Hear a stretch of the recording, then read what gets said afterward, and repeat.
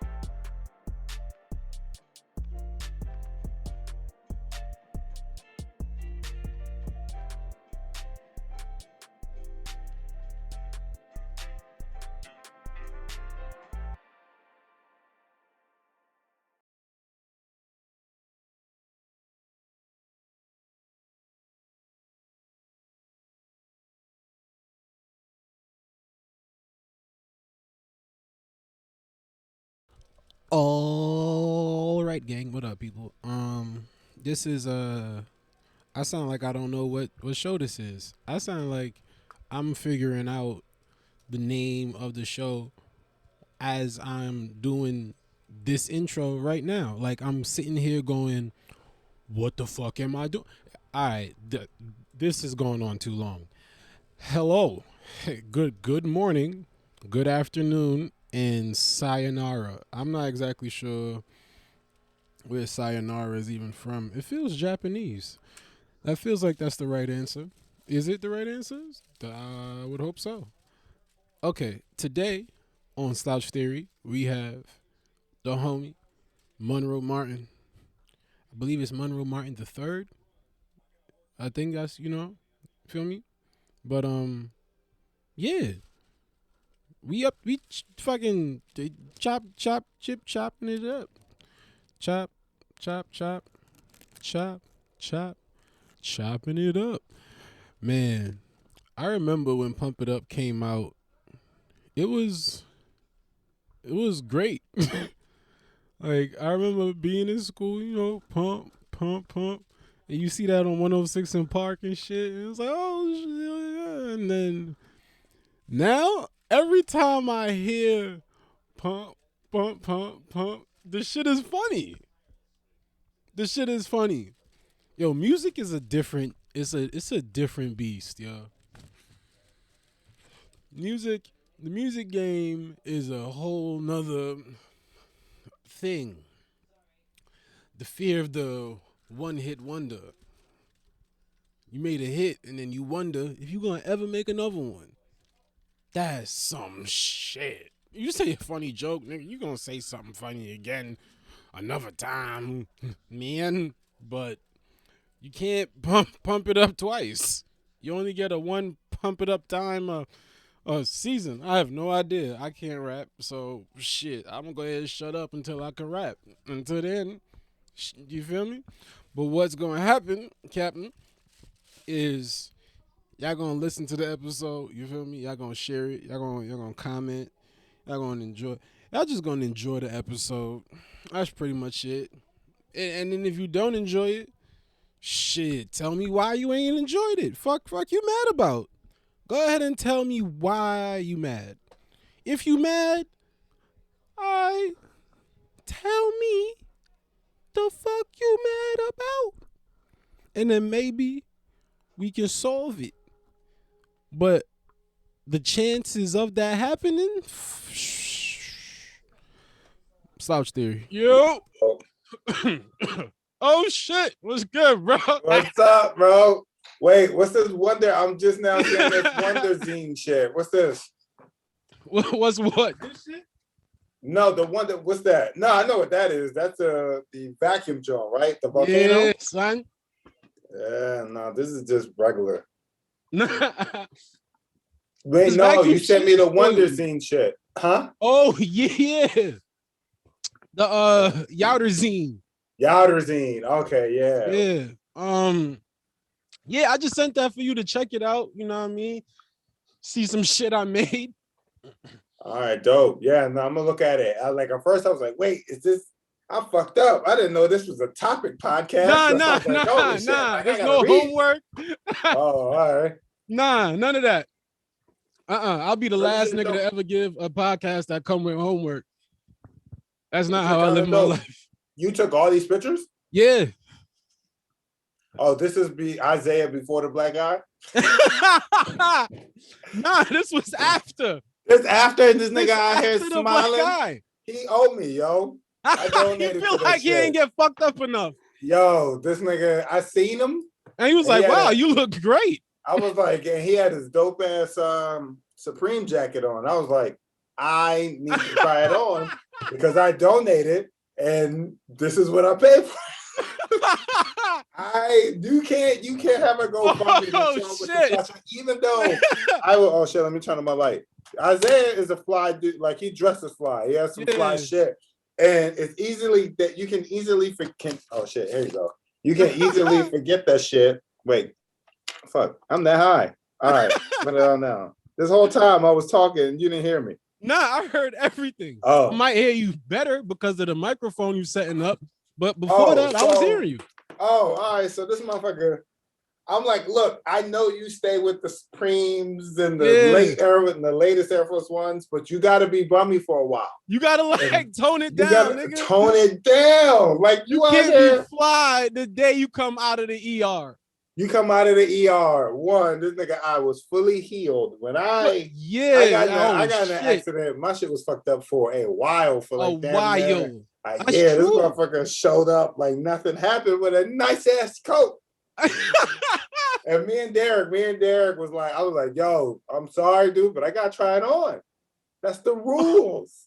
Oh shit. I didn't get a chance to try it on, but that shit was so funny. Damn. Nah, That is these pictures kinda is true. dope, man.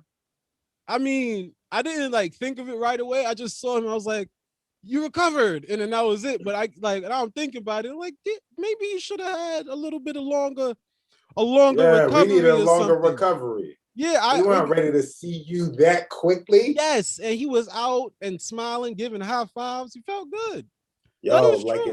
Yo, I wanted to punch him just to. I remember I had got jumped. Ain't nobody give me no GoFundMe, and it's because I ain't get fucked up. I ain't had no sad story. Niggas just laughed under my shit. They just put it was mad fucking laughter faces and LFMAOs and shit when I told I got jump story in some dirty ass club in Queens. Nobody told me that serious. Yeah, you told me the story. I didn't take it serious. Exactly, nigga. I had an audition the next day, and everybody was like, "Nigga, you big, you be alright. You good, man. You heal." Nobody gave a fuck. Yo, that shit is funny, dude. Big dudes don't get sympathy. That is rather true. I understand you saying that. You bigger than me. Mm-hmm. This nigga. No one give a fuck about my feelings. That's like a bit that I've been working on. I'm like, I wish I was short for the sake of emotions. Like I just want to be emotional. A big black man, you know, I haven't cried. God damn. I haven't moped. You know how much space you take up when you moping at 6'5", 260? You just can't be sad on the street, just singing side to side. I wish I was at least People 5 do not cents. understand that, bro. There is a fucking plight when it comes to your size, especially when you add the spice, the little extra ingredient of Big Black Man. Oh my God. When you add the Big Black Man, yeah, a nigga that's 6'4", 260 and white, yeah, they go, oh, that's a large fella. That's a hefty guy. A drink of water. Oh yeah, all kind of stupid motherfucking names. Yep. But if you are maybe 5, is 5'11" the entering frame? I would think it was 6 foot, but we'll give me okay. No, because I was trying to see if I could like include more brothers in it, but 6 foot and up. Yeah, there's a fucking Big Black Man like put on you. Yeah, like we extra expectations and all kind of shit. You know what it is? One, the struggle is people think you're older than what you are. I remember being a big ass 10-year-old motherfuckers like, you too big for that shit. I'm a kid, bro. I'm a fucking child. I ain't too big.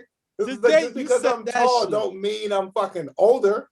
Yeah, exactly. Just because I'm the height of a 30-year-old doesn't mean I can think like one. Give me time. Give me time. So when they be like, act your age, not your shoe size, I'm like, so you want me to act 12? Because I can do that. 10. I'm around that age. I'm at that age. I remember I was talking, I'm outside a comedy club, bro. Me, Babbitt, and Chris.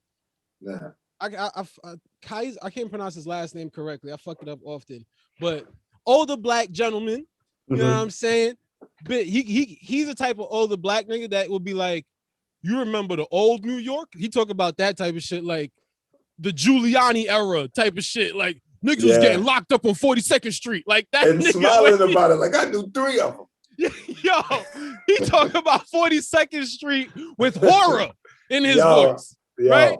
And he's like talking to us, me, Babbitt, we all sitting there and shit. And he talking to us, and then the nigga taps me on the shoulder and goes, "Yo, you remember 89? It was like I was like, what the fuck you mean?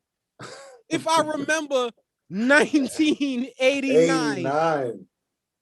They just assume everybody say I'm at least 35, my nigga. Yeah. Everybody think I'm at least 35. They be like, yo, you was around the Giuliani's. Like, I wasn't. Bro, I was not even, my mama was not in America yet. Dude, that's just the plight. That's the plight of the big black man. Is that you gotta mature quicker, but only in certain areas. The maturity comes with things that come with pain. I was supposed to get a job. Yeah, it's about by pain. The time they got tired of fucking buying shoes, because remember when you're big, it costs more. And they're like, you need to get a job. You gotta start buying your own clothes. And the fucked up thing is, I'm in foster care. I'm hearing that shit. I'm like, don't you get money from the government, bitch? You have a whole budget for me. You gotta, but they giving me a small nigga budget. They give me a tiny nigga budget. I need a bigger kid budget. So one, you have to get a job quicker. Emotionally, you had to man up, right? You out there getting picked on or get hurt. They're like, man up. You're like, yeah. Being big, you got jumped a lot, did you?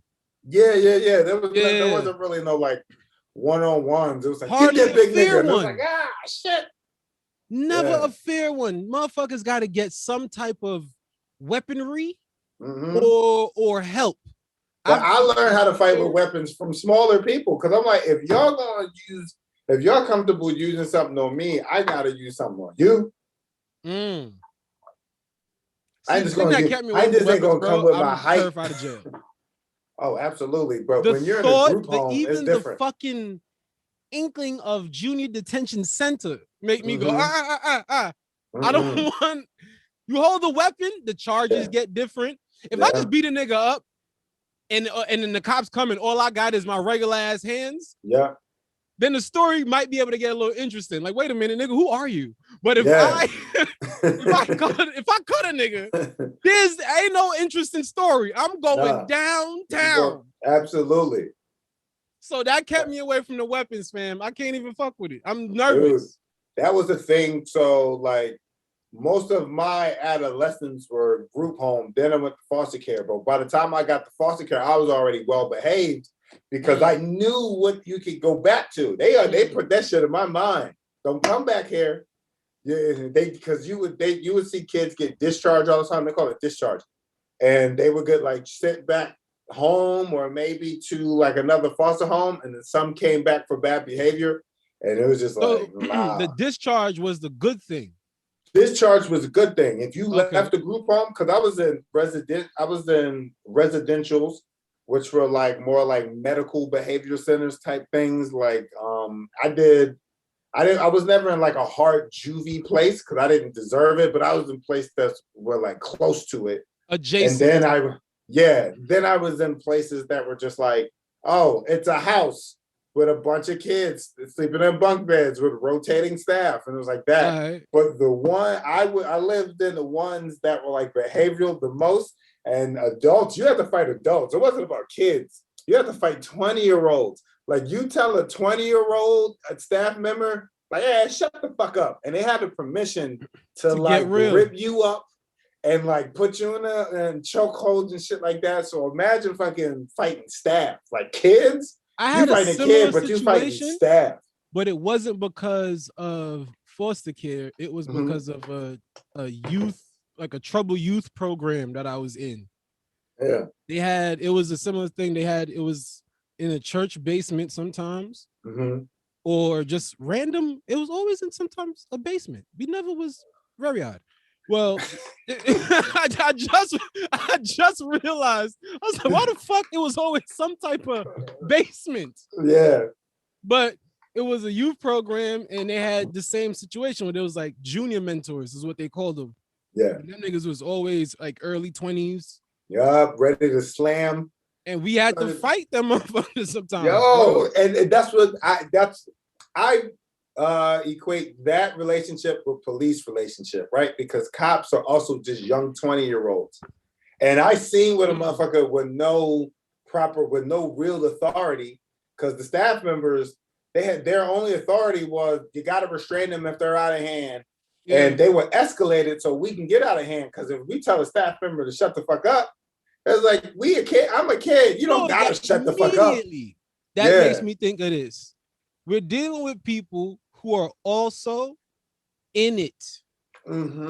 They're in the thing that the program is designed to save you from. Yes. They don't have their tools themselves. These niggas are also coming to the program or to work in need of a win. Yes. They also showing up with a broken spirit. Yeah. Doing, I need a win by any means. Let a nigga cut me in line today, son. I'm getting in the fight. Is that type of nigga showing up to rear the future of children? It's like, it's doomed. He's trying to find something within himself to be like, well, if I give back to the community and I try to help these young kids, maybe I'll become a better person. But it's like, you gotta deal with your shit first. Don't come over here, motherfucker. You can't show up here needing the same therapy we need, motherfucker. Yes. That's not how this gonna work. It's like, you should understand when I call you a bitch ass nigga, I don't mean it. I don't know no better. I don't know no better. I'm a fucking kid. You a bitch ass nigga until I figure out how to explain myself. You a bitch ass nigga until further notice. Yeah, let me become more educated so I can convey how I truly feel about the situation, like from an educated background. But till then, you a bitch ass nigga. And you know what? It's not even our fault. Like when you a kid, it really is not your fault. The shit, because you getting the words you do have access to did not come from you. You had to get that stimulus from somewhere else. Yep. And now that's all of your reference material. Absolutely. Last time you see somebody, uncles. Exactly. The last time you seen a nigga handle a situation, you heard him handle it with A through C options. Yes. Fuck you, bitch ass nigga. B, I'm gonna shoot this nigga. C, get in the car, run him over. You don't know no better. I didn't know any, I grew up being taught about Martin Luther King, right? Nonviolent, but I didn't know any nonviolent motherfuckers. I didn't know any, all the way to the older people. I didn't know any people who didn't reprimand without physical. You know what I mean? So I didn't know anybody who didn't smack you upside the head or threaten to smack you. And I'm like, if you're using violence against me, so the bigger picture means violence is the answer to all your problems. All your problems. What a fucked up thing to learn so early. Yeah, it was like not violent and this. But then I'm like, but these niggas hitting. And I ain't half as bad as these motherfuckers. I ain't half as bad as a racist. I may pee the bed or don't eat all my food, but these motherfuckers just killing people. And you talk about non-violent, but I get smacked upside the head. Facts. Yo, it was crazy because the youth program was the same way. It was mad kids in there that was like stealing, gang banging, doing real shit, getting it in for real. And I was there because, you know, I might get into a school fight here and there. Yeah. And then that was it. And these niggas is out here flagging up, mad bees on. It's like, I'm not even running the streets like this. Yo, when you figure out, when you go, I'm bad, but I'm not like that bad. You go, I got some issues I got to deal with. But you got me in here with motherfuckers who, I'm like, I just need to be pushed in the right direction. You got motherfuckers, like you said, selling drugs. Like, they are all the way. They got all the way. Niggas got a mixtape and the whole nine. They in for the lifestyle. Yes. I can't even rap. Give me a break. No. You're a good kid. And the other thing, when you talking about how everybody you saw growing up would handle situations with violence, ultimately, is that nobody knew how to handle their own emotions. Absolutely. That shit is new. When you that see these adult women and dads be fucking looking at their 2-year-old, be like, you motherfucker, you. And it's like, God damn, lady. Yo. It's like, yo, you shouldn't have had that thing. Yo. Or give it away. Like, don't, like, I feel like people get shamed out of adopting. I mean, like putting their kids up for adoption. But if you truly don't think you can care for it, give it up. Cause you gonna fuck it up trying to figure out yourself. That's true. I had a joke that was funny and it never got a laugh, but I thought it was funny. I was like, those are the best. Or I was like, I seen a lady on the train kiss her young kid in the mouth. And I'm like, that's disgusting. Because I know what a single mom out here going through for love. And your kid don't need to taste your attempts at love. Your kids don't need to taste your attempt at happiness. You gonna kiss your kid in the mouth? It made it even funnier that you gave the disclaimer. This joke's never get a laugh. It made it so much better. Now you started it off. Okay, I'm gonna let y'all know from right now. Okay, this shit here. It ain't ever laughed. No one ever laughed. But I would say, and nobody ever laughed at was it was pretty much like a one-liner. Like, well, I discovered white people's secrets, and y'all dads don't like y'all way more than ours. Like they often put the sentiment that, you know, black fathers leave. Yeah. And it's like, white dads do not like y'all.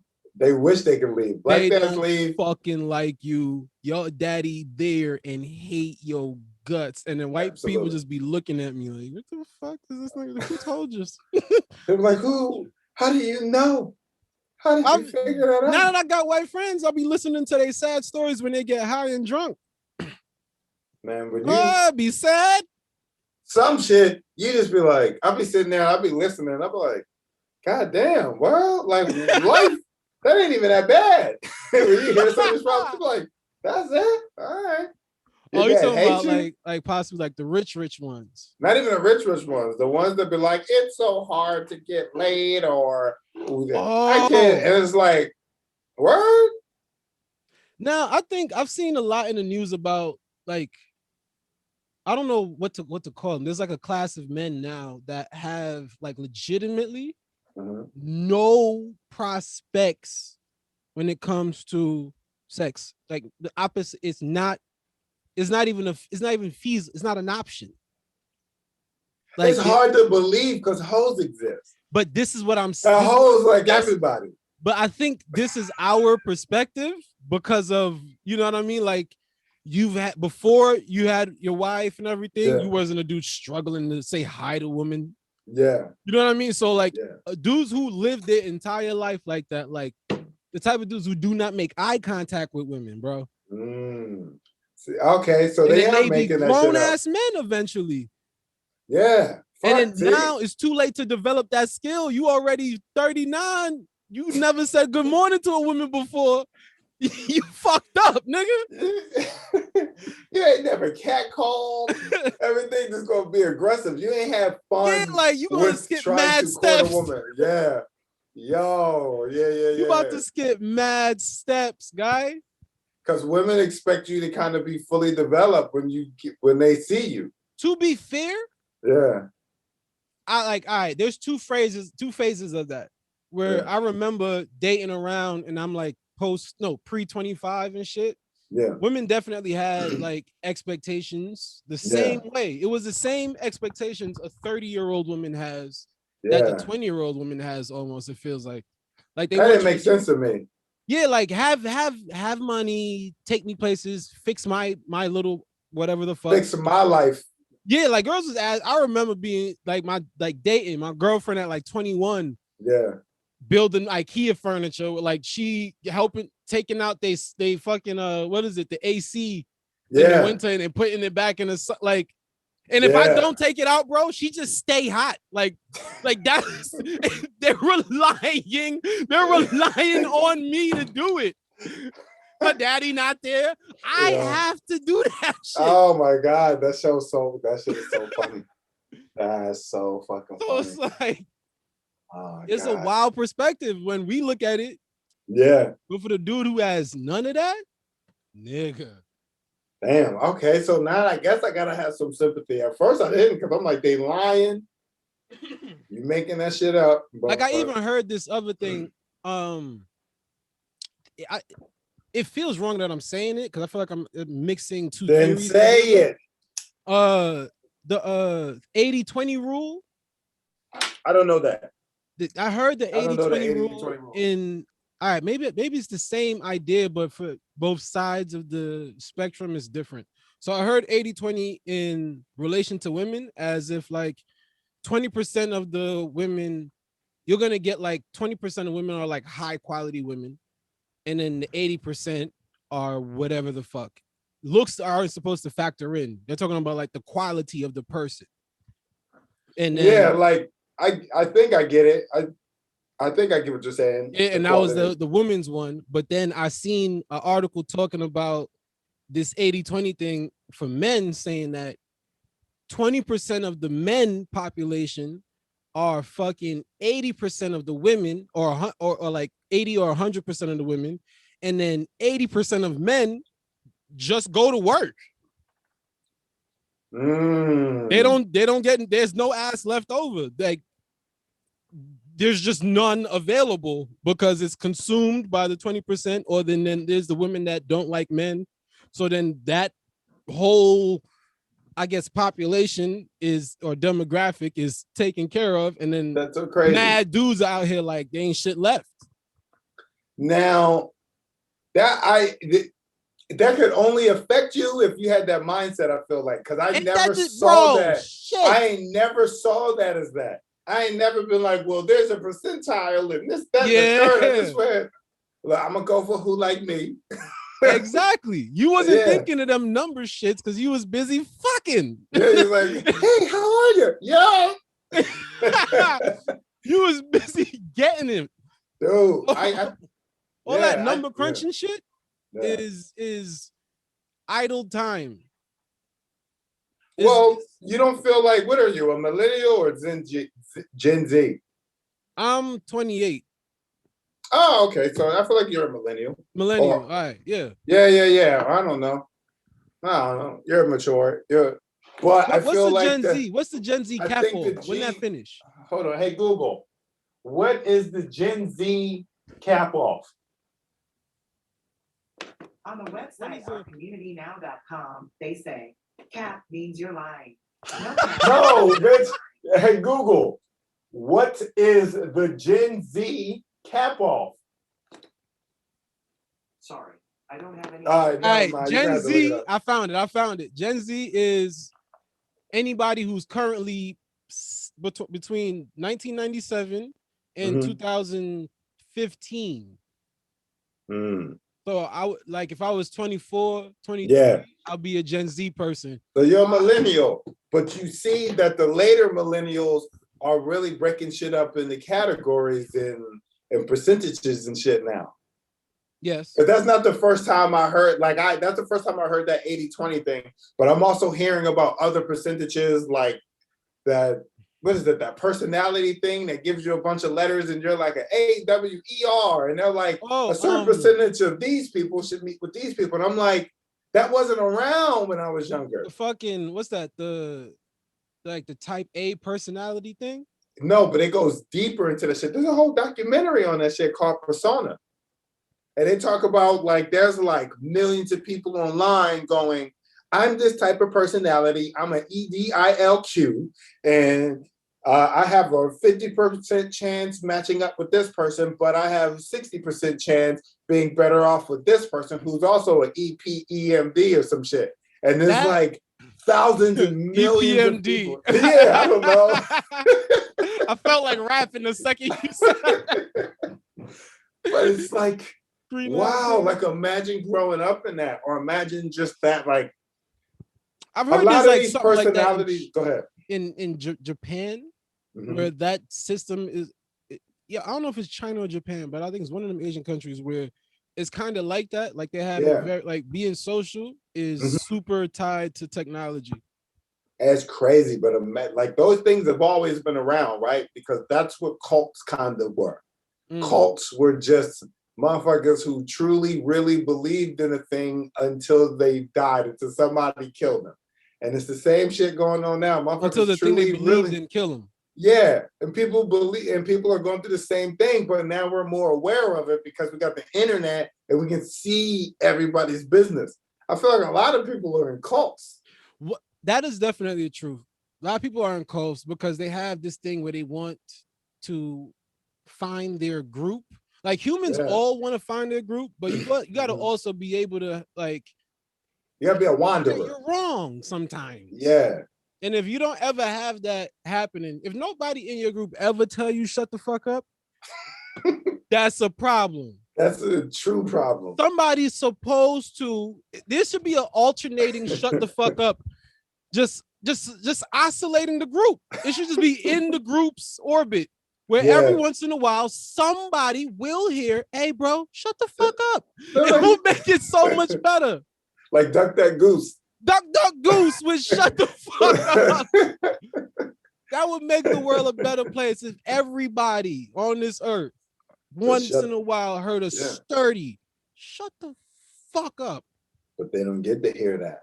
Because they keep looking for the groups that refuse to tell them. They look for the groups that already believe and confirm all of the shit that they believe and want to confirm. Absolutely, dude. You got to talk to somebody that don't agree with you, yo. I think homie froze. Yes, he did. Wait, no, I froze. What?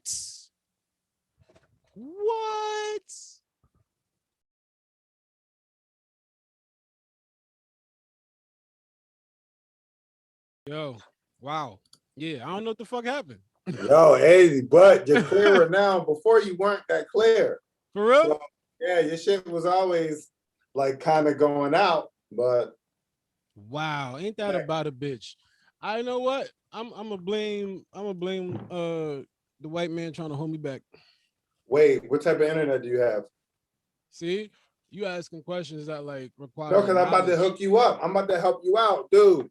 Fuck, I'm on my computer, so I can't show you. So I got the me and my wife got Spectrum, which is probably the most basic one you can get in New York. The one I got. Yeah, we got the highest spectrum, which means it's still like not that strong. But we went to Lynx's and we got these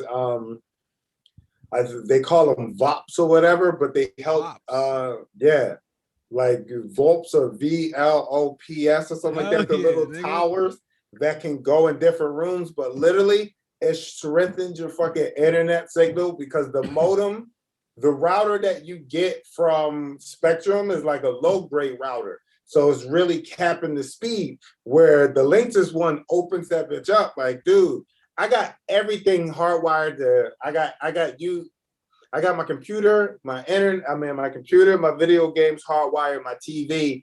But everything else is running off of Wi-Fi. So the TV in the living room is running off of Wi-Fi. We watch live TV with no lag because of these things. Wait a minute. So this it amplifies this links and shit. It's a separate thing that you just go buy, you just pick it up. Just pick it up. Bring it home. Router. It's a router. And the routers are just as important as your modem, because the modem is the thing that provides the internet. The router is the thing that disperses it. What I'm asking, is this like another? You gotta buy another. No. You just buy it one time. I love buying shit one time. That's you my buy it favorite one time, and I'm telling you, because we got like a smart house, we got Googles and smart bulbs. And all that shit. You talk to your wall, nigga. This nigga been doing all kind of shit. What you turn into? I'm telling you, I love tech. I love this shit. I love technology, but I have like a maybe it's a love-hate relationship, for lack of a better term. Like I feel as though I see the value in technology, but I also see the way it looks like it hinders human capability. Oh, it definitely does. It's not. It's now that I understand when people go, it's going to replace us. It's not going to replace us. There's never going to be a time where robots walk the earth without humans, because there's no purpose of that shit. But what will happen is we will probably become fatter. There'll be less jobs available. Motherfuckers will just start dying off quicker because there's not. The three things you named are the three things that have been happening in America for about 60 plus years now. So then, motherfuckers, technology is improving our lives, but killing us at the same time. But that's the thing. It's like. But I mean technology across the board. I just don't mean iPhone. I'm talking about the technology to, like, there's certain things that we eat that we're like, wait, what? When we find out what it is, like red dye is like beetles. Like it's like a certain beetle that they find and they can smash it. That is a technological advancement. That's it. But, so All right. Do you have any of the new video games out, like the Xbox, whatever the newest one is, or the? No, I don't have PS5. I don't have PS5, but I got PS4 Pro. All right. So basically, you're on the path to getting it. Okay. Yeah. I'm of the thought that I feel as though I don't think the advancement in games, I don't think they're actually upgrades. Like some graphics change. Like, how heavy are you in the games? I've been playing games for a very long time. I'm not like somebody who identifies as I am a gamer. Yeah, I feel like a gamer is a consumer. Same here. I'm a consumer. I'm not a gamer. A gamer, it'll be like the same if like a person who dabbles in comedy goes, I'm a comedian. It's exactly. Like, no, there's motherfuckers out here who really do this shit for real. Really do it. Yeah. I like games. I'm not a gamer. I do this on my leisure. But from what I know, it has got completely better. Like it's a complete upgrade, but in order to really see the upgrade what do you call better though? So in order to see the upgrade on the PS5, you need a TV that can really handle it. So now, so think about buy a $2,000 TV, pretty much, or a monitor or something, or a gaming monitor to really get but you can't get one without the other. You know what I mean? Like this is what I'm saying about actual advancement in technology, because I compare it to when the PlayStation 1 or the Nintendo 64 Smash Bros. And the gameplay, the active experience of playing the game, with especially playing the game either by yourself or with other controllers involved, it was different then than it is now. In order for me to set up a multiplayer in my house, it becomes a task. Yes, absolutely. It's a separate fucking task because it's a cult to play a game with somebody who I'm standing next to. But you gotta want to join the cult. because you gotta be That's in the the cult problem. of game. So it's That's like, the how fucking bad problem. you want to be a part of this? That's because not. if That's you want not a game, an advancement, man. Yeah. An advancement means to enhance the already enjoyable qualities of something. Yeah. Not to remove it and then put barriers and change things and make more complexities that doesn't need to exist. And it's stupid. There's so many games that I play where different games have a layout where certain buttons have no fucking use because they put so many buttons on these controllers. The fucking games don't even use it. Yeah, absolutely. So now I'm here looking, games are supposed to relieve stress, ocular pressure, but here I am with 5,000 buttons, only 6 of these bitches work. It's dumb. It is. It's very dumb. But only thing I'll say is it's very dumb. It's very dumb. It's very dumb. But if you're in that world and you see what they're doing for the gaming world, where you go, PS5 basically, like, are really, they're like, look, we're trying to eliminate the load up time. We're trying to have it so when you turn the game on and you click start and you click go to like continue or start mission, that the entire game, you can walk wherever the fuck you want and do whatever the fuck you want without a load screen popping up, without a lag, without buffering. And with that, they're trying to show you how much they can do within this little thing, this little memory box, that eventually they're going to apply it to something else. They're going to take that technology and go, what else can we use this tech for? But bro, that's probably how you got that. You know what I'm saying? That memory box shit is somewhere else already, and that's like the baby, junior baby cousin version of the actual. Like, there's a concept where there's 2 different types of bends you can that exist in the world. There's bends for the consumer. And then there's the Benz that the royal family drives in. You know, like it's a different standard of the same vehicle. Yeah. It's kind of like the concept of replica jerseys, where when you get the jersey from Manchester United, when they sign you for the club, it's a different quality jersey than the one that says replica in the Nike store. Yeah, absolutely. That's spread across everything. But mass production, they got to cheapen it if they want everybody to wear it. That's not technically true, because when you look at the raw cost, watch fucking Shark Tank, because by Shark Tank being out, they're fully aware that many people aren't going to pay attention to it and catch anything, because that's just what television happens. I don't fucking know, but they often tell you what it costs to make the products that whatever the person is trying to. Oh yeah.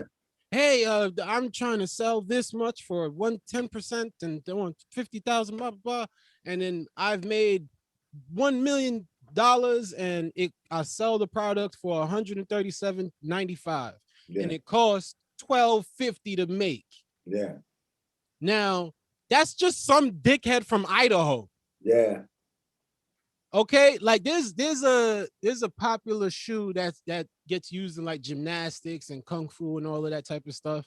And the shoe costs like 18 Fuyi. I can't pronounce it correctly. Fuyi or something like that. The shoe costs probably like $18, $20, $24 if you see it at a high price. $25 is like, wow, that's a lot of money. But the shoe uses virtually the same rubbers that you would find in many high quality technology shoes, or even high quality designer shoes. Yeah. And it's a bitch to see how what mass production markups are allowed to do unnecessarily. Yeah. Because it's a capitalistic drive, not a drive out of what shoe is better, what shoe actually helps. Oh yeah, that never goes. I learned that never happens in the meeting. When they go, well, how much does it cost to make? They go, well, how much would people pay for it? And then they look for other things that are compared to it. And they go, well, if they're paying this much for this, then they should be paying this much for that. You're right about that. Yeah. And it's all because people I feel like they don't know what goes into the shit that they're interested in. I don't even know if they actually interested. I don't know the amount of people that buy sneakers, bro, and like spend their last on it. Yeah. And I don't really think you can make your own sneaker for that amount. Make your own sneaker, but I feel like these niggas really don't even like the shoe. They don't really know about it. They don't have it's not like they really they didn't buy it for themselves. They bought it because they feel obligated. I feel like. Yeah. The obligation to try to be fly. Just like fuck. All right. Well, all right. If everybody's rocking it, this is a popular shoe. Like with the Vapor Maxes. I didn't really fuck with those like that, but you see so many people on it, and I'm like, do you truly like that shoe? You really like walking around a gigantic air bubble just on the shoe? And I feel like that's for specific feet, because if you flat footed and you overpronate, then them shits just look like a raft floating down the street. Like they just lopsided and look disgusting. So I get that. It's like, look, dude, I tried, like, I forgot where I was. Dude, they overpronate. That's great. Yo, you look like a raft. Yo, they disgusting on big, flat, dumb feet. But I still see people commit like, nah, these shits look fly. And it's like, they don't look that dope. That's the thing, though. And that also comes with knowing yourself. Yeah. And understanding where you're supposed to fit. Yeah. There's a certain place for everybody in all kind of shit. There's certain shit you will look good in. And there's certain shit that you ain't got no hot damn business wearing. Absolutely. No business.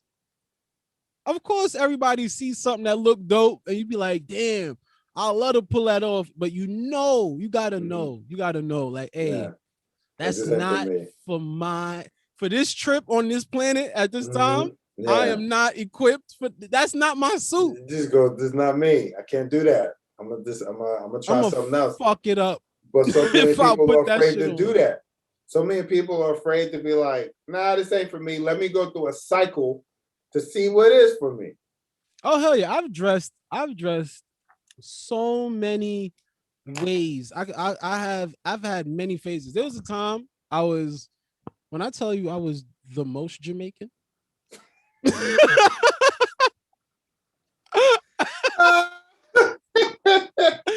I was a shatta. Shatta. Like fishnet Jamaican wife beater, bro. With the Jamaican couldn't tell colors. Me shit. Damn. I was Jamaican. I was wearing. I had that shit on, boy. Yo, dude, if you don't go through phases, if you don't go through phases, you ain't living life, right? Like the people who I used to envy the most were in school were black goth kids. Like kids who wore the fucking like the long jeans, the long pants with the shit hanging off of shit you seen in GameStop. Yeah. I never wanted to wear it, but I was like, God damn you for having you that free. Because everybody walking around dying trying to rock Jabot jeans and Guess and shit like that. And you out here just walking around like a ghost and living your life. Right? I had my own version. I didn't go goth, but I definitely had the skater time. I was wearing nothing but Vans and Chucks. I was wearing Vans and Chucks exclusively. Yeah. And then I had a time where I was preppy. I was on some preppy phase. Yep. Yeah, I was on some preppy collegiate. You wore the shit around your neck. Did you wear the sweatshirt wrapped up around your neck? So many merino wool sweaters and polos and fucking Dockers and rolled up. I was preppy as shit. Clarks? And I live in the hood. I'm getting it shaking in Dockers, nigga. Putting motherfucking years, going at it. In Sperry's. Yo, I remember Sperry's. I had my Sperry's on. What you mean? I dare you run up on me. Did you have your Tom shoes on? Yeah, I had some Tom shoes. Yo, some Toms. I even tried other Timbs, nigga. You ever try other Timberland boots besides the 6-inch and the field boots and the track boots? Have you ever dipped outside of those? No, when my time of new boot search came, I fucking dove off the Timberland deep end, nigga. I was out of the Tim's world. I was wearing Palladiums. I was wearing Rangers. Okay. I was wearing polo boots. I was wearing just what the fuck ever, nigga. Yeah. I had boots that didn't have no sign on the shit. I just seen it in some store and it just said boot, nigga, and I just picked them bitches up. See, that's bravery that I never possessed when it came to that. I think it's because I'm Jamaican, nigga. We don't care from Jump Street.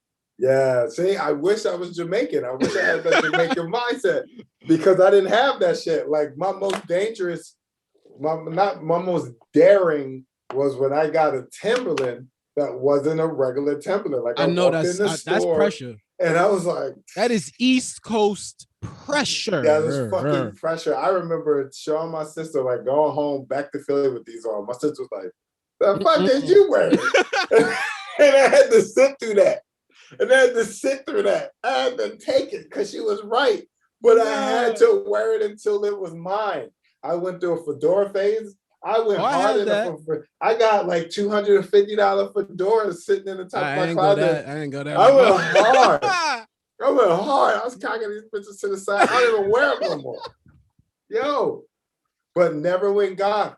I went like skater and shit, but never goth. And I still envy them to this day because I'm like, to have a black face and to put black makeup on it, black lipstick and all that shit, and just be rocking. Those are the first people I seen. They also found their own group because they didn't. It was never by themselves. They would always find it would be like 6 of them. Yeah. They'd be like, okay, we're gonna be fucking weird together. Yeah. And then they find because that's like the break of the internet age. Mm-hmm. So you would log on to weirdomeetup.com and find your weirdo and link. That was the whole system. Yeah. Let me tell you. Are you weird like me? Let's meet up. I didn't know meetup groups were like a thing until I was in community college and I was studying American Sign Language. I don't know why. I was just wasting money. I was studying American Sign Language. That was my major. And one of our just joined the Crips for that, nigga. Yeah, just up there like, But because you got to double major in order to have a degree that's useful.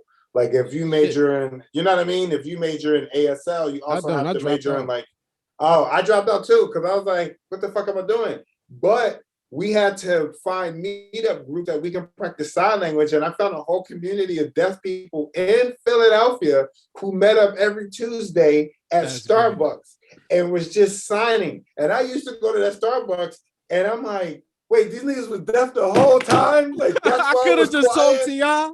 It was quiet in here, and I'm like, this is a quiet ass Starbucks. It's like niggas can't hear. Wow. But I found a whole group, and that's how you get into comedy. You get into comedy by just walking up as a weirdo nigga and be like, hey, I like to make fun of shit. Mm-hmm. Is this the place to make fun of shit? And we commit, and we like, hey, this is our group. The comedy thing was the first time for sure. I was like, this is the closest I'm gonna get to finding my group. Yeah. This is the closest I'm gonna get because if I try to make it more specific than this, that's way too niche. If you're a comedian, you don't have a group because you meet different groups of people every single day. Yeah. So you're never gonna really truly feel like I won't speak for everybody, but I don't feel like I belong to one specific type of group because I do, even though I'm a comic, it's like, yeah, but I don't agree with everything these people are doing. Absolutely, I take these disagreements and I bring them to other people. Yeah. And I'm somebody, you know what I mean? I'm meeting different groups all the fucking time. Like comics are like a bridge to the groups. Mm-hmm. Yeah. We in high school, you was fucking talking to everybody. Yeah. You hit up every lunch table. Yeah. You can move through everything. Yeah. And then we were like the joining factor. That's how like the two people from two very opposing type of scenes would meet each other through a comic type of person. Through a funny motherfucker. Yeah. So the funny person, we're just loners. The unifying body. Yeah, that's it. Our job is just to go, because think about what our jokes are. Our jokes are the things we see and we experience. And then we say them in front of other people, and then they laugh because either it's absurd or they go through the same exact shit. Right? Mm. And that's all we're doing is we're just taking this and we're just going, hey, how do you feel about this? This is this and this is that. And then they laugh and then we go on to the next place doing the same exact shit. And then the traveling part too, that changes a fucking lot. Yo, when you travel, you meet motherfuckers when you traveling, and you like I used to have not airport buddies, but I used to go to the airport to the point so much where I knew recognize the workers. You reckon? Oh, hey, you here? That's funny. There we go. That's funny. You know what I mean? Funny. So it's like we meet everybody. We don't belong to a specific group. We ain't cops. Cops belong to group. Like cops go, I'm a cop for life. We're like, I'm a comedian by heart, but I still, you know what I'm doing my own thing. When you bring that up, it feels like it's a step further to be like seeing yourself as just like an identity that was given to you versus like having your own identity first. Yeah. Like you being you first. Yeah. Then whatever else. Yeah. And then like I don't know, maybe it's like a complete human. Yeah. You know what I'm saying? Like you can have different interests, different ideas. Your ideas should change sometimes. You should not be saying the exact same shit you were saying in 2010. Yeah. In 2021. Exactly. You at least something different. Absolutely. Absolutely. Because we have that privilege of doing something different every single day. Everybody has that privilege for everybody, yeah, but genuinely just sign up to be pieces of shit every day. They sign up to just do the same thing every day. Like imagine the people who go to work and work is the same thing every day. It's like our job is different every day. True. We might deal with it. We're gonna deal with a heckler. We're gonna deal with drunk people, but it's something can happen in your business every single day. That's like, God, get the fuck out of here. I've never seen that before. Yeah. But then there's the other side in the other hours of the day where it's just regular humanity again. Oh, absolutely. And in those hours and times, we still have the choice of I could make a different move today. I could reply to something differently. I could try a different type of food. There's people out there like straight up and down. They not eating nothing new. Like, yo, I remember trying to get Reggie to eat sushi. Yeah, me, Derek, Chloe, and them. I think we all went out for sushi. This was like 2014. We all go to a sushi spot. Reggie Conquest. He go, what the fuck is this? I ain't eating these Japanese nuggets. He called sushi Japanese nuggets because he didn't get what the fuck it was. He picked it up and he was like, what the fuck is this? I'm not eating this shit. I want some French fries and some chicken wings. Damn, Reg. Yo, but he's different now. Reg will fuck out some sushi. Reg's different now. He wearing his ankles out. But that was us. That was him being in New York and going, I can be whatever the fuck I want here. But that's the thing. It's really another thing of like letting go of old ideas. Yeah, man. Old ideas, patterns of thinking, old options. Yeah. Like the available options to scenarios. Like something pops up that's unpleasant, and then the shit you used to see as the shit you can do in that time versus what you see you can do now. That shit has to change. Yeah. And that's how, niggas got their ankles out and they feel comfortable because they like, I grew up, nigga. I think different now. It took forever for me to wear shorts. I ain't never fuck with shorts. Man. Ever. I got hips and skinny ankles. That's not right. It took a while. You know, my relationships got ruined because they're like, we're going to the beach. Hey, you should put on some shorts. I'm like, I'm going in some sweatpants. Get the fuck out of here, yo. Right? So many relationships ended because I didn't want to show my legs. I didn't want to show these skinny ass ankles and these hips. That's now I'm grown. Now I'm like, I go on vacation with my wife. Like, I know what the fuck it is. You got that shawl cardigan shit she be wearing too? Yeah. I'm like, you on the beach looking crazy? I'm like, fuck that. I put my shits out now. I'm like, put more ankles out. But it took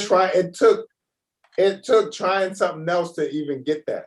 Because for me, comedy was not the most different thing, but it was like, I don't know if I'm phrasing this right. So basically, like I'm used to like bouncing around group to group and shit like that, right? Yeah. But comedy is different because one, you get paid for it, but two, you kind of have the control. Because when you're a foster care, you go, yeah, you're the only microphone. So it's like, yo, okay, shit, this is working. Well, fuck it, let me try something else. Let me get a fedora. Let me see what else I can do. Okay. So you know what I mean? It's that one thing that kind of pushes you over where you go, oh, fuck, I'm really out here telling jokes for money, doing the same thing I was doing when I was a kid, bouncing from group to group, making people laugh with the stupid shit that comes to my mind. And now this is paying for my life. Fuck it, what else can I do? And that's kind of like opens the gate. That's why I bought fedoras and fucking rolled my pants legs up. Okay, I get that. I get that, Pat. Yeah. For me, it was like I was already weird. Mm-hmm. Like I was in junior high school. I got into fistfights for the weirdness. Yeah. I was probably already weird by myself with a robot book, nigga. But like, yeah, I did that shit, but maybe because the first half of my shit was in group homes, and even the toughest kids had Pokemon cards and traded Yu-Gi-Oh cards and shit like that. So to me, that wasn't weird nerd shit. I felt like, you know what I mean? Even people who were into sports.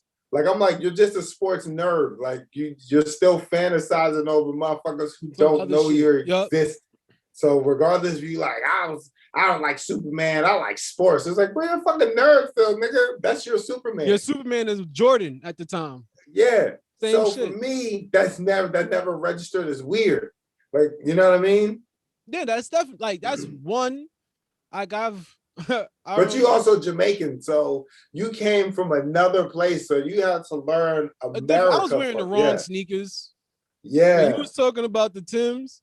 Yeah, I remember that I had put on the Nike Legends. I don't thinking even know that them shits was Uptowns. Oh yeah. The Jones that look like RoboCop sneaks. And see, and I came to school thinking I was fresh, nigga. Yeah. They roasted my ass for hours, all day. All fucking day. Yeah. I remember another time I bought Team Jordans. I didn't know that you wasn't supposed to buy Team Jordans. No, certain Team Jordans back then, certain Team Jordans were all right. I got roasted. Nah, it depends on what type of. Hold on. I had the Ray Allen Team Jordans. They let me have it. Are those the Jones where the middle kind of look like a thong? You know what I'm talking about? It's a possibility. I blocked it out my memory. There's one that in my head, it just looks like a thong where it has the body kind of sort of the 12 where it's slim and it's tall, but the sides are like the middle strip is a different color from the sides would be white and the middle would be like black, and then it has the holographic. No, it wasn't that one. I know what you're talking about. It wasn't the one that looked like a mimic 12. Because those shits were almost fire. Because they mimicked the 12. It wasn't like that. Yeah. This one was, those are Team Jordans. You knew the fucking Jumpman was in a whole new location, nigga. Those are Team Jordans like a motherfucker, nigga. I have never seen those. It was some other shit. But I liked them. I ain't know no better, whatever. I didn't know what the fuck was the right shoe or wasn't the right shoe. Man. I did not know. I got teased. These niggas threw my karate book, my kung fu book in the garbage. I used to have this, me and my homie Shane at the time, we would practice, instead of playing ball during recess, we would practice kung fu over in the corner by the handball courts. And niggas did not appreciate that. So they would just come over and make you test your knowledge. Nah, they just took the book and threw the shit in the garbage, nigga. Goddamn, you didn't use your kung fu?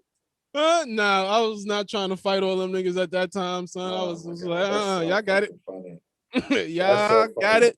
The thing you using to try to defend yourself, they was like, I'm over here trying to be peaceful, nigga. This is easy practices, nigga. Fucking, they was not about that shit.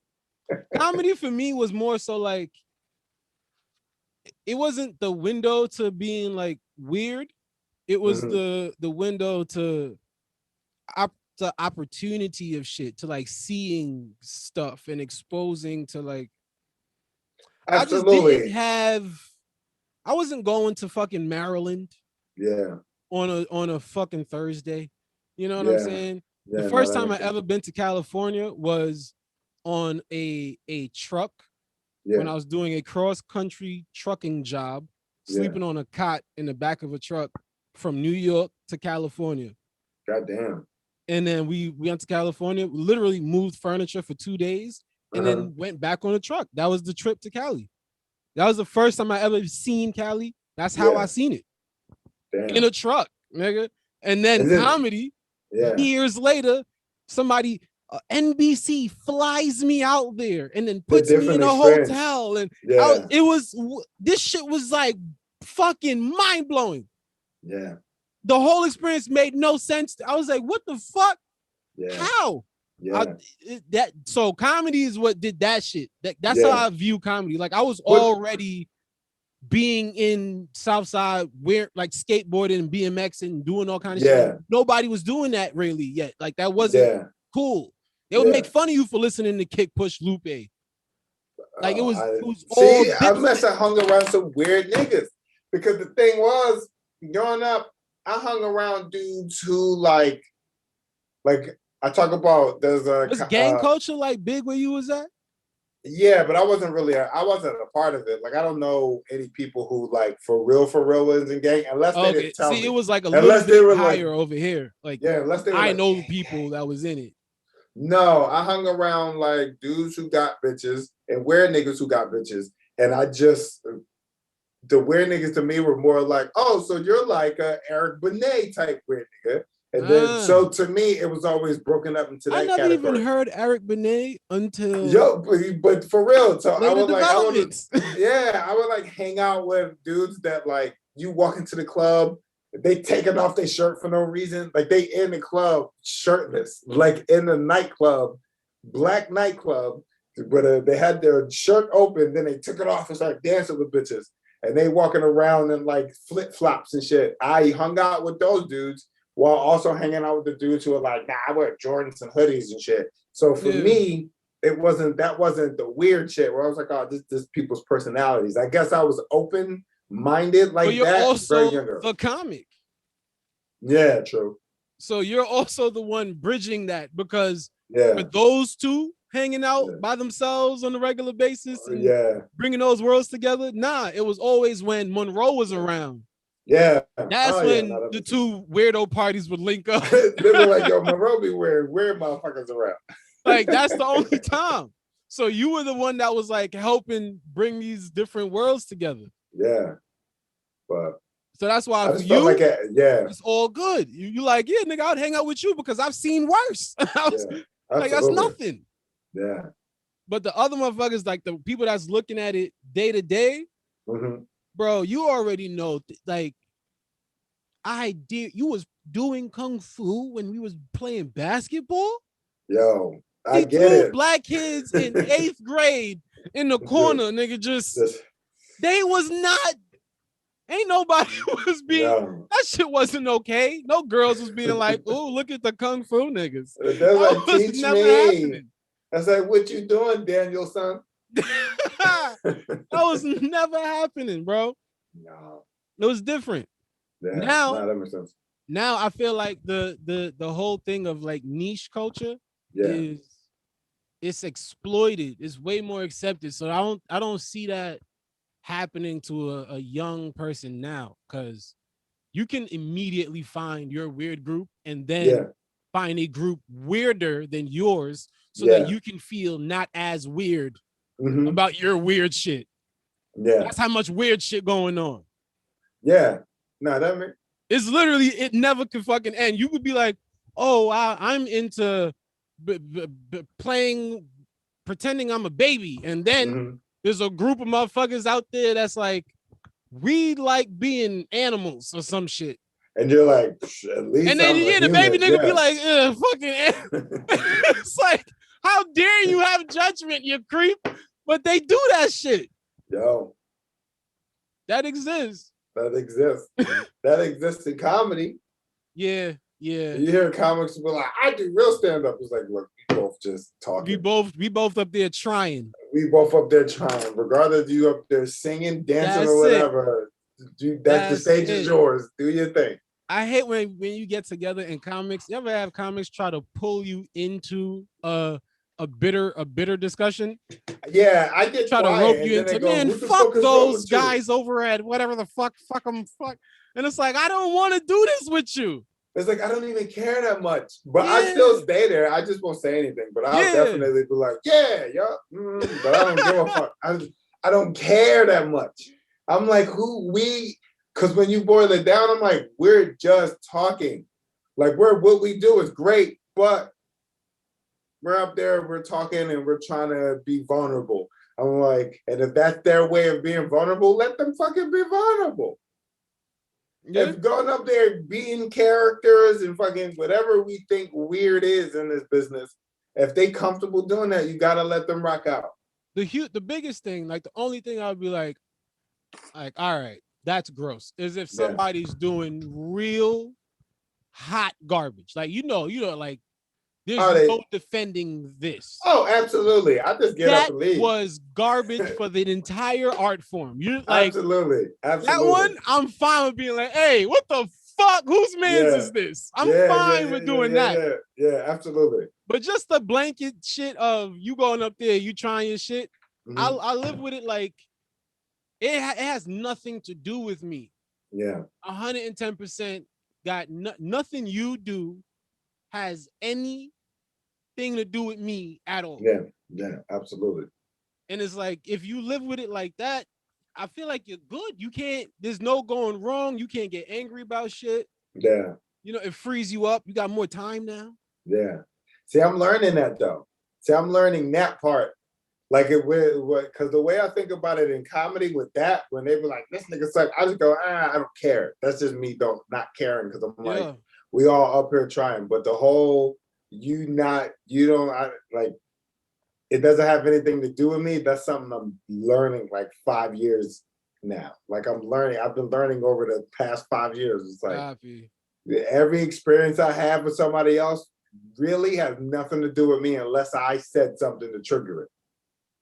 Oh yeah, that's like you took it a step further. Actually. I thought that's how we go. I'm high. No, because no, you're not an asshole. You like expounded on it. Because all right. Because what you said was deep, and I'm like, it was in the framework of comedy. So the framework of comedy is like, your career, you rocking, you putting out material, you going up, you fucking crush, you probably go fourth on the show, you body the shit. And then the comic behind you, sometimes they might see you doing what you do as that has effect on you, on them, on the person. And it's like, that's a separate universe all to itself. Just step back. Like, I had to teach myself how to truly be. I try not to use the word fan because of the full word fanatic. And I don't want to be like, I'm not trying to be weird about nobody. I don't want nobody to be weird about me. Like, sort of supporter maybe. But like, I learned how to truly support people in general. Like the artists that's at my level, the artists that are in beginning, the artists that are gold standard, ways ahead, years above me, where it's like, just step aside from your ego and be like, you just made some ill shit, and I'm just gonna enjoy the ill shit you made. And that's the fuck it. I ain't got no feelings about it. I ain't gonna tell you nothing about it. I'm enjoying it the same way you would want the audience to enjoy it. I'm just looking, that's it, and just shut the fuck up. Yeah. And then I feel like every time I go up after thinking like that, no matter how hard they rock the room, bro. Yeah. Nothing wrong. It's all right. It don't even register. You go good. You go, all right, cool. And just keep it moving. I fucking high five them.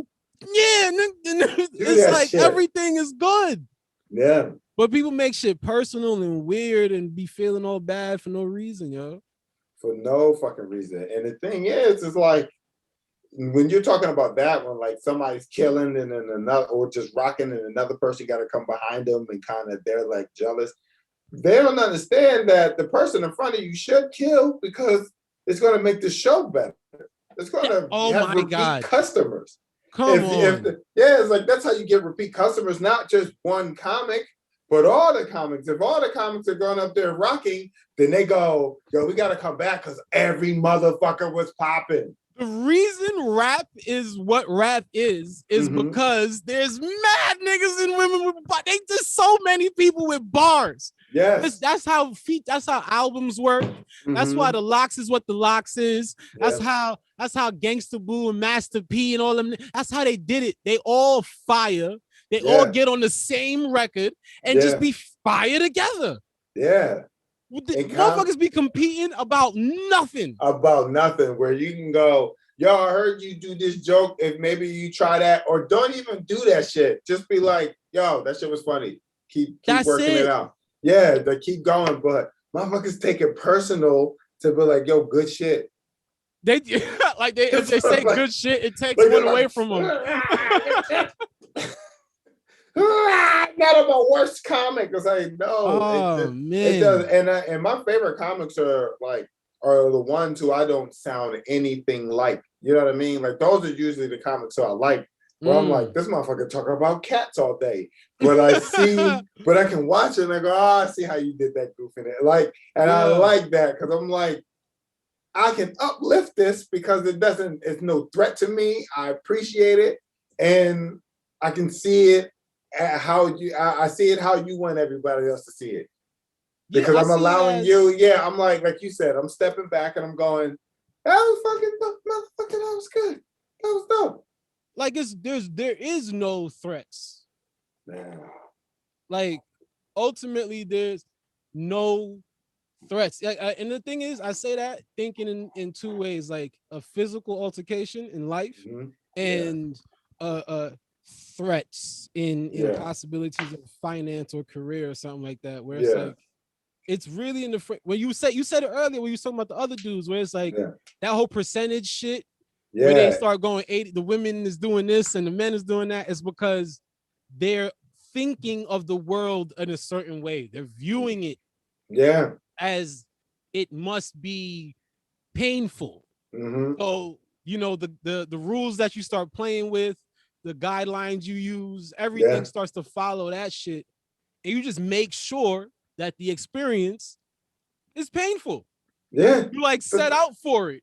Yeah. You make sure that shit happen. Yeah. You're going, okay, they said this was going to happen, so I'm walking in that direction, even though you're saying you're not. Doing the shit, contributing to it going poorly. Like I seen it in myself, bro. I remember maybe from year one, there was a point in comedy, bro, where I was like, I think everybody just hate me. Is that what it is? I think nobody fuck with me. Yeah. I got 3 people that's like, all right, you cool nigga, and everybody else is like, get the fuck away. And that is 1000% in the head, in the mind of the person thinking it. Yeah. I was in my own weirdo space because I didn't know how to be myself yet. Yeah. You know what I'm saying? Like, so I'm awkward as fuck by myself. Hey. On my own, I'm weird as shit. Yeah. And then I'm standing there like, hey, why everybody else treat me like I'm weird? Because you being weird, nigga. And it's that simple. It's really that simple. It's just stop being weird. Just fucking relax. Yeah, relax. Stop being weird. Chill out. That shit is massive information that applies everywhere.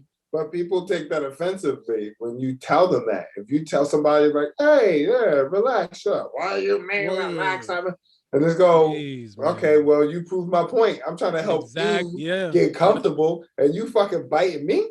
Yep. Being able to be told, all right, not even that, not even be able to be told what to do, because that's what school's for. Schools is to design humans to be able to handle constant authority figures. Yeah. Being able to be receptive to information, or the ability to discern, like you're able to know whether or not what piece of info is good. Yeah. You can tell which one is applicable. And like I remember one time, this was early on, I would do my set and then dap people up, good night, and go the fuck home. Yeah. I did that for years. And then one time I'm at the comic strip, I did it again. and Dave Temple like dapped him up, and he like held my hand a little bit. You know, when somebody like don't let go of the dap. I'm like, what are you doing? He's like, where the fuck are you going? And he let my hand go, and he's like, nigga, you better learn how to hang out. Hanging out's a part of the job. And he like started to tell me, and I'm like, I'm just standing there listening. Yeah. And I'm like, all right, that all of that sounds like it made logical. Absolutely. That just sounds like it added up. Yeah. That sounds like there's proof behind it and everything. From the day he said that shit, that night I put my bag down and stayed because I was like, I'm not leaving after he gave me that speech. But then the rest of the times I changed. I was like, I'm a fucking you find what you end up doing is you hang out, you find there's other shit to do in between stand-up. You know what I mean? Like you find out about podcasts, you find out about shooting sketches, like you know what I mean? Like all kind of shit from hanging, because stand-up is just like a lifestyle. It's a lifestyle. But who said this? Somebody was like, it's 25% it's 25% what you do on stage, 75% what you do off stage. I don't know if that's true. I would think it's cool. I still think it's more what you do on stage, which kind of spills over. So I would reverse it. I would say 25, 75 what you do on stage, and 25 is the rest of you just being around, being like, yo, talking to people, exchanging ideas, because then what happens is y'all realize y'all are that generation in the community. Yeah. Right? Because some people get into comedy and they're like, oh, I don't know how to get into the comedy community. It's like, well, you're a part of the community the moment you go on stage and you tell some jokes, regardless of how good or bad you do, you're part of that community because your set kind of affected the shift of the show. If you was bad, it made it go, now motherfuckers got to work hard. If it's good, motherfuckers get it easier. So you're contributing to the community. So you got to stay so motherfuckers know what type of person you are to go, all right, oh, he's working on shit. He ain't usually this not funny. He's working on shit because I know him as a person. And that what allows you freedom, because if you're comfortable around the comics in the room, you bring that comfort on stage. Now you're untouchable because you're like, I know the motherfuckers in the back of the room respect me. They think I'm funny. So let me rock out in front of this audience with this confidence I have because the people that I'm cool with believe in me. They already know what I can do. You know what I mean? Yeah. Like you're in martial arts and you got to spar other people and shit like that.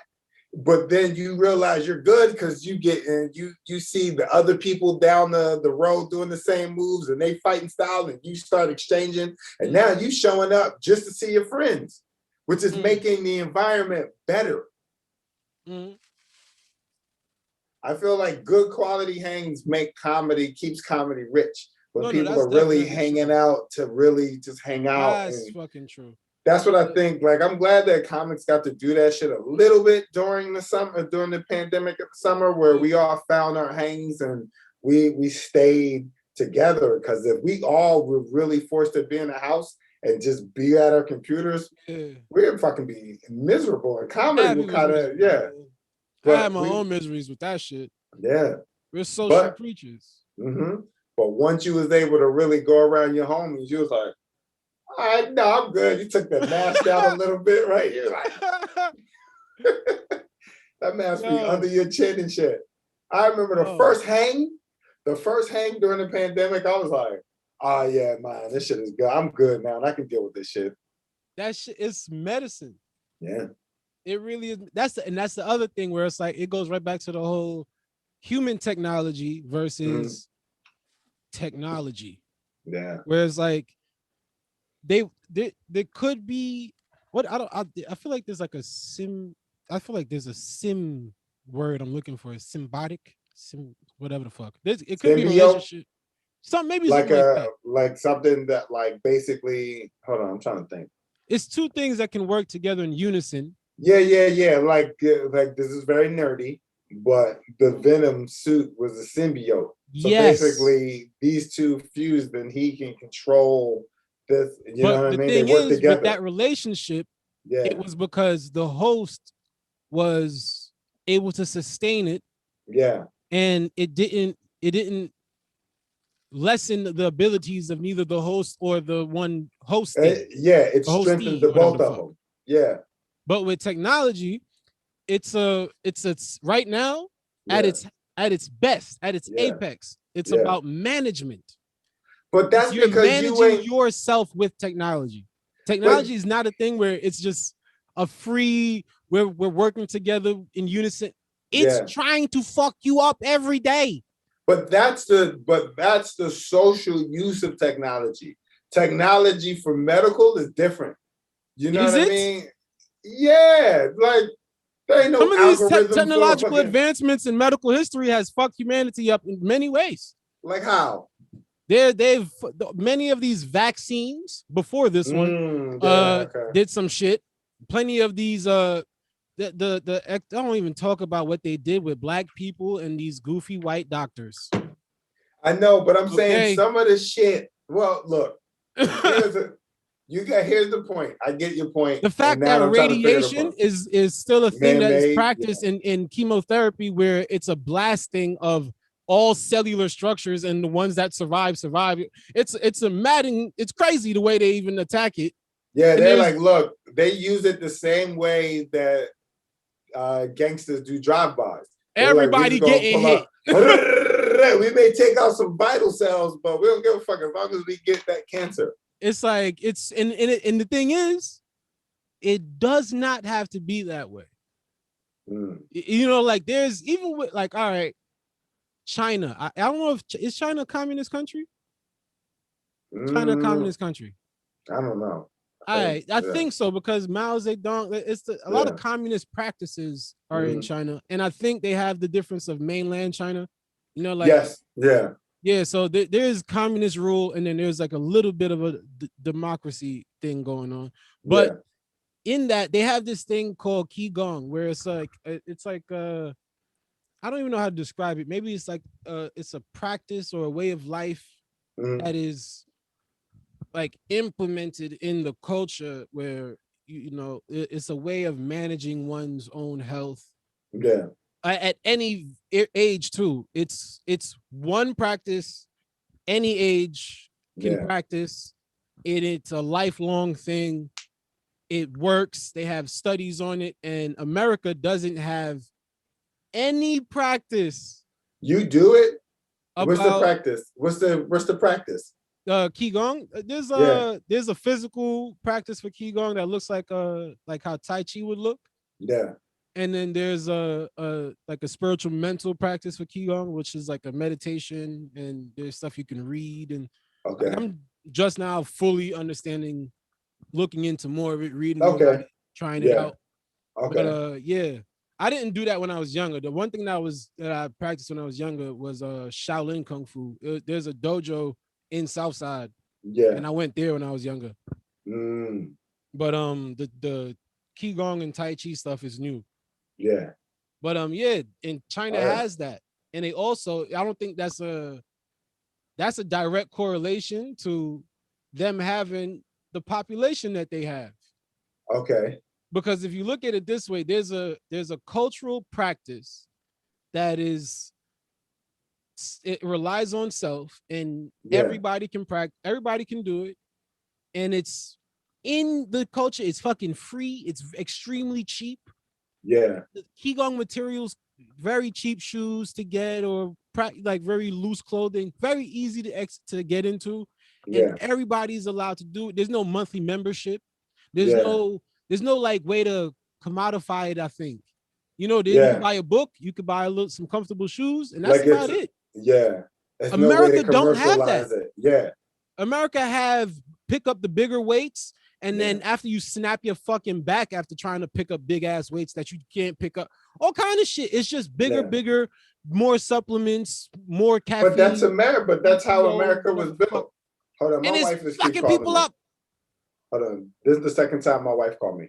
Okay, yeah, definitely pick that up. All right, hold on. I gotta mute you. All right. Can you hear me? Still, yes. God damn it. All right, hold on. hold on. Shit. What about now? Yes. Hello? You can still hear me? Yes. You know what? How about this? Let's wrap this. Get your wife. Make sure everything cool, and we link up another one. All right, part 2. This is fun. Definitely a part 2. All right. All right, my guy. Yeah, thank you, man. Word. All right.